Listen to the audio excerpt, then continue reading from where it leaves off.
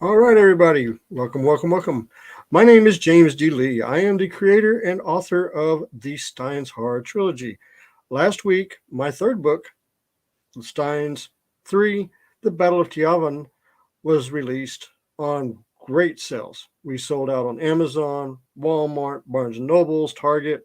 It sold out everywhere. And I want to say thank you to everybody who took part in it and who went out and bought my book. I really do appreciate it. And to all the fans, thank you so much for supporting me over these years. The trilogy is out. We are complete. The whole story about Mary Jade Von Stein is told.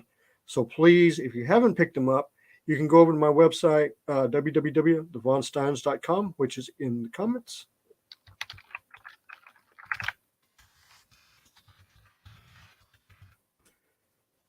Which is in the comments. We do have hardbacks. We have paperbacks, actually, which hardbacks wise, we're pretty much right now the only ones that have the hardbacks.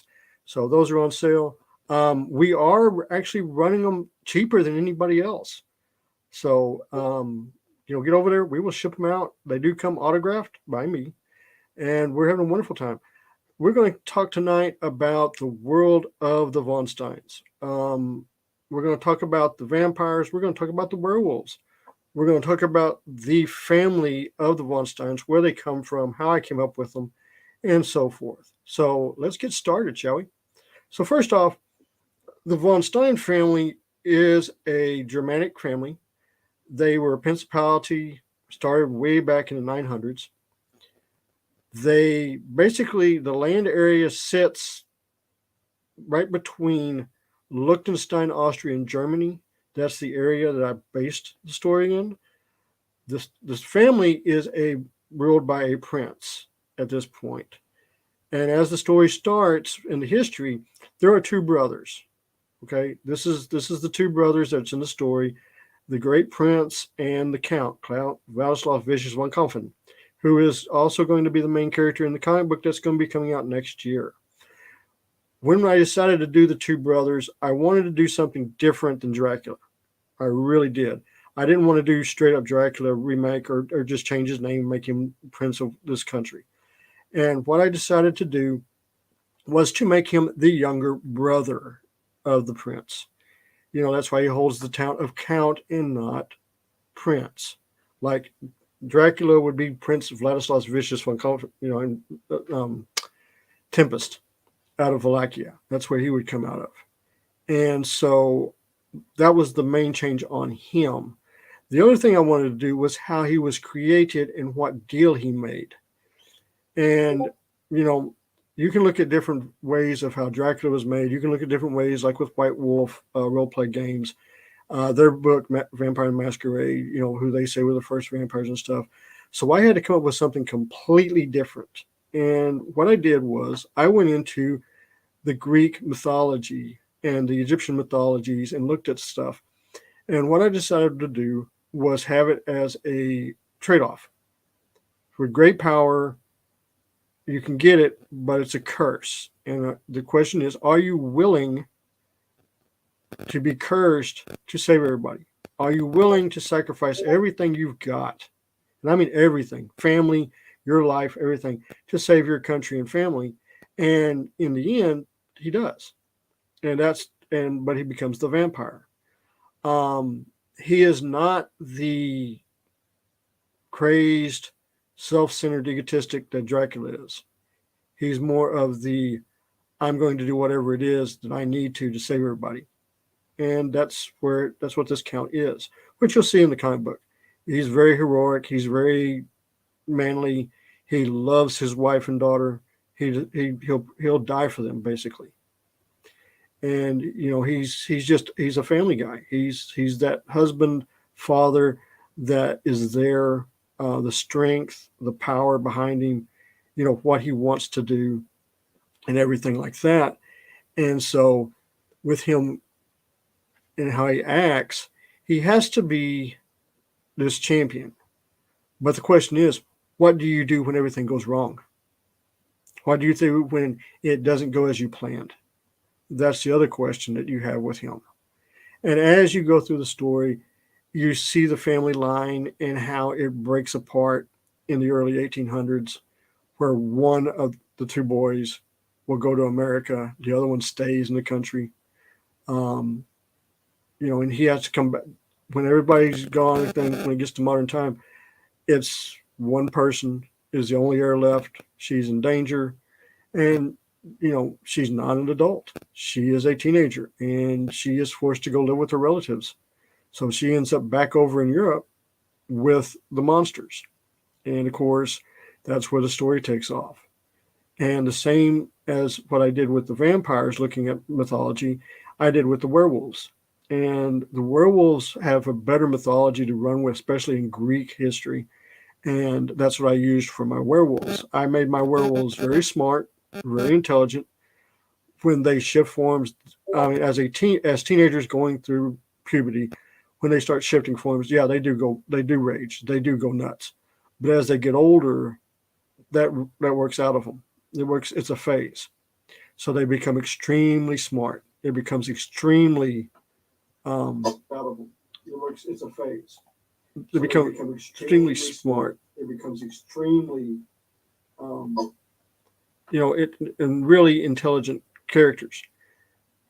These werewolves become soldiers. They will go into militaries and stuff, learn tactics and things. So when they get out, they have all this training. They use it.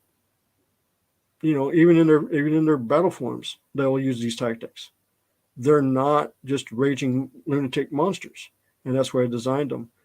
And when you get creatures like this facing off against tactical assassins, you get some really good combat, which is what I put in the book. I really wanted to have some good combat in the books. I wanted to give the reader an oh my god moment. I didn't want what is it, Twilight. That was not my goal at all. Not even go near there. I wanted you to, when you actually read it, you understand that this is not playtime. This is life or death. And in this book, people do die. And they don't die just by natural causes. They're murdered, they get killed, they get assassinated. It's realistic, And when you do stuff like that, you have to be careful on giving out too much things when it comes to battle tactics. You have to pull back because it can get real boring when you're using battle tactics. So you have to keep it exciting like that. And that's what we did.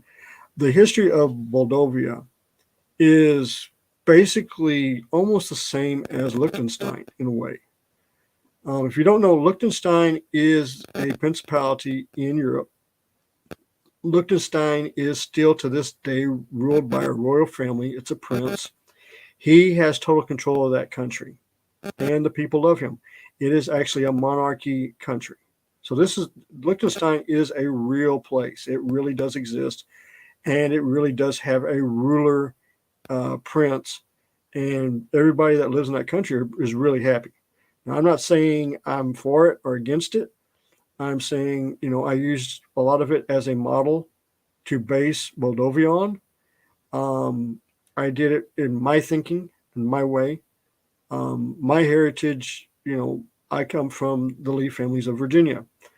And two of those members founded the United States, both signatures on the Declaration of Independence.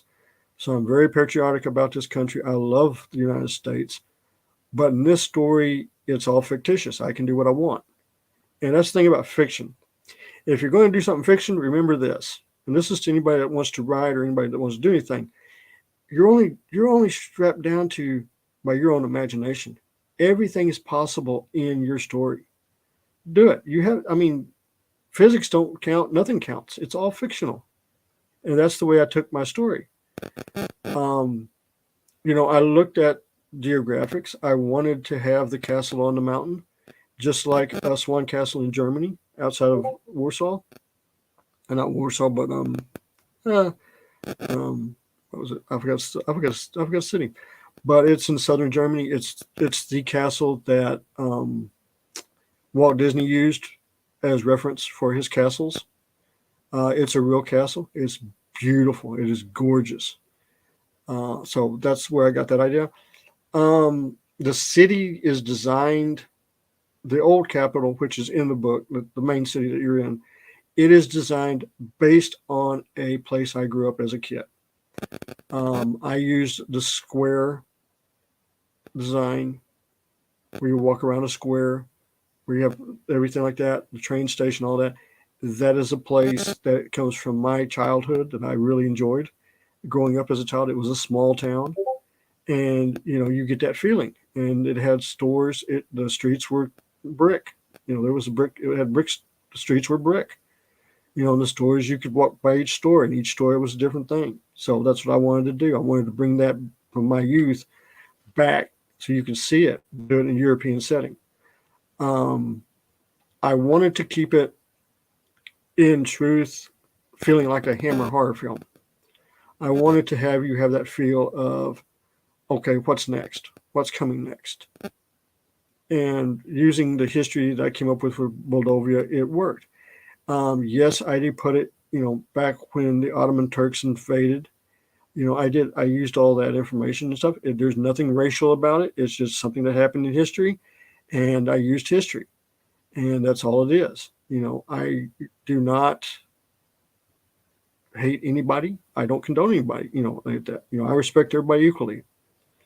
But when you're using history, don't sugarcoat it. History is not there to make you feel happy. History is to teach that we don't make the same mistakes we made back then. And that's what I use. When somebody dies in the story of the Stines, it's for a reason. It's to move the story along. I just don't kill people. That's not good writing. That's not good storytelling.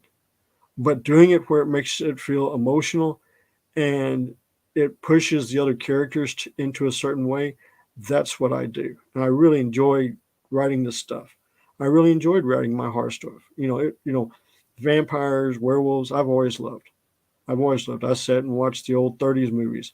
I've seen Nosferatu from 1922. I've got Bram Stoker's book. I've got Mary Shelley's book, and I've got some other books on werewolves.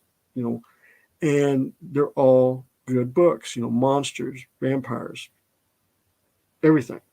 You know, and you draw from that stuff.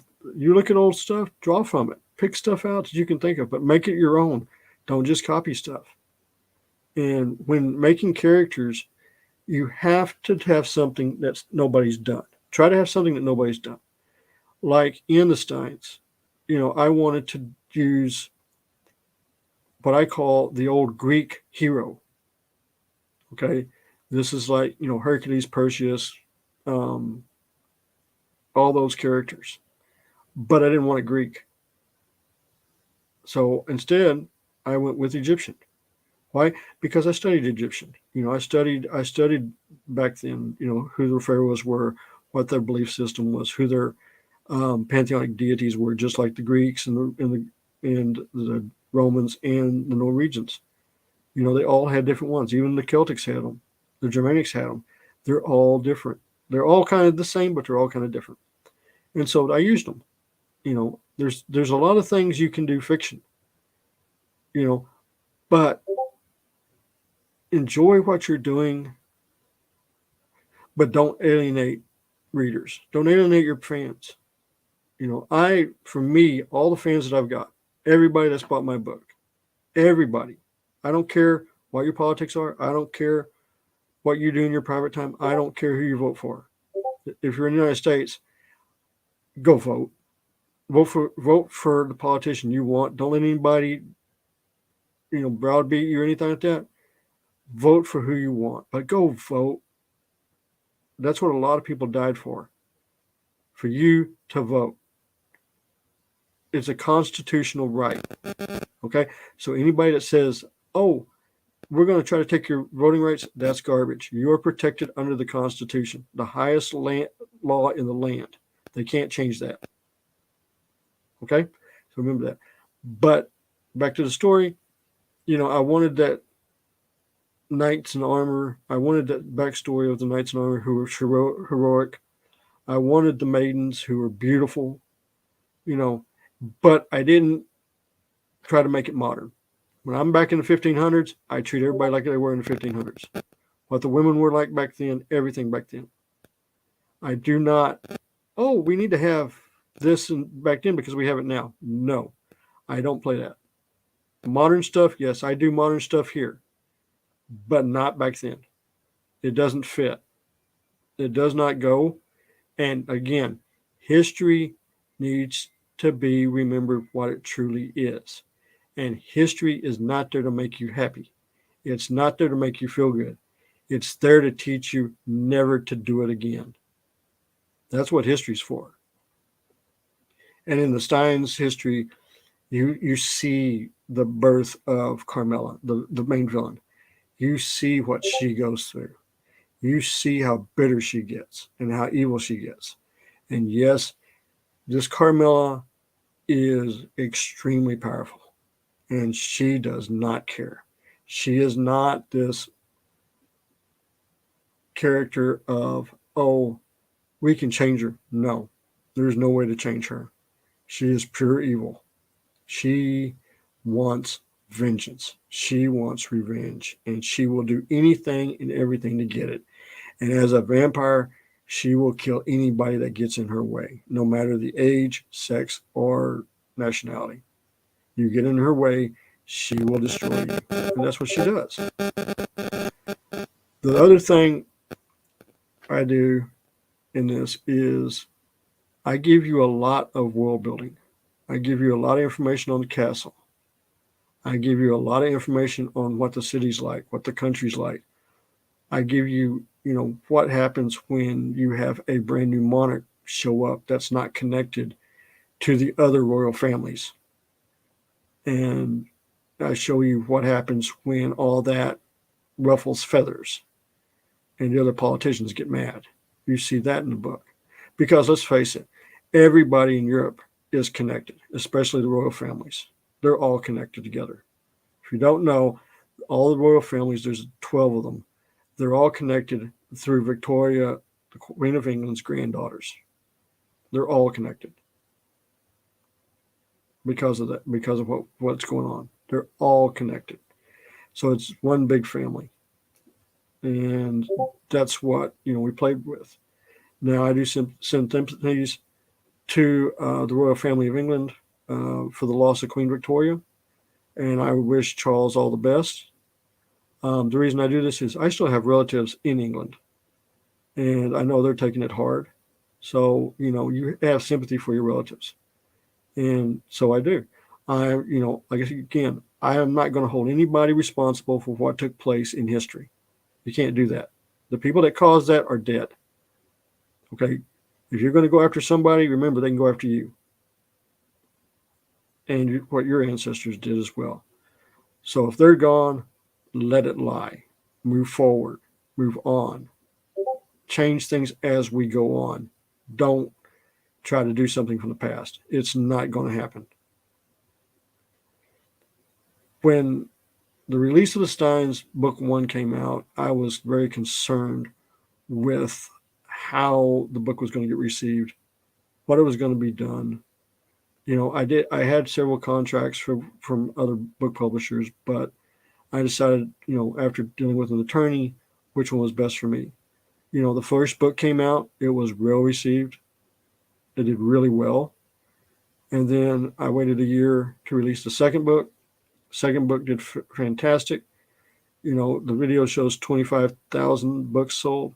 We've actually sold a lot more than that, especially since book 3 came out, which has been unbelievable. Again, thank you for everybody who has bought book 3 and has gone back and bought book 1 and 2. Really do appreciate it. I want to say thank you so much for doing everything because it helps me. Like I said, we do have a comic book coming next year. The comic book will be telling the story of Count Vladislav Vicious von Kempfer and everything he went through as he became the vampire. So you're going to get to see all that. It's all going to be drawn. It's all going to be colored. And it's going to be a beautiful book. And we're really looking forward to bringing that to you. You will see probably in the comic also Mary von Stein's father. He's not mentioned very much in the book because he dies very early in the book. But Victor, there's a story behind him. There's a story behind him and the sheriff and their friendship and their military service and what they did and how Victor found out what was going on. All that may be coming as well. So you have to wait and see. But, when you're doing books, it's a chance. It's a real good chance. And this was a really good opportunity for me. I really thank everybody again. Um, if you haven't got the books, you can go to Amazon, you can go to Barnes and Noble, you can go to Walmart, you can go anywhere and ask for it because they're there. If you're in Europe, you can go to the book depository in UK. They've got the books. I know for a fact they've got the books. Because they made the big order. I've seen every order that's come out. I've seen all the orders, so I know what's going and where it's going.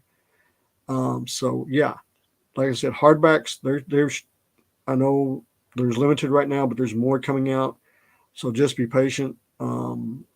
We've mailed all of our books that I had to sign. All those books are already sold and gone. We do have some here. Just go to the website, you shop, order what you want, because we got books 1, 2, and 3 in all formats. That means paperbacks and hardbacks. You can get it on Apple iTunes, iBooks. You can get it on Google Books. You can get it on Kindle. It's available everywhere. And like I said, if you want a really good, down-to-earth vampire, werewolf, horror story with a little bit of romance, you got to pick up the Stines. It's the best thing out there right now. I think it is. And the way the sales are going, a lot of people think it is. So get out there, pick up a copy today. You'll love it. You'll enjoy it. And if you don't, okay, you didn't. But thank you anyway for buying it. I do appreciate it. But go read it, especially as Halloween's coming along. It'll keep you on your seat, and you'll have some fun. So please, again, thank you guys so much. And with that, at that point, I think I'm going to stop. And I want to say thank you all for helping us out. I can do this one more time.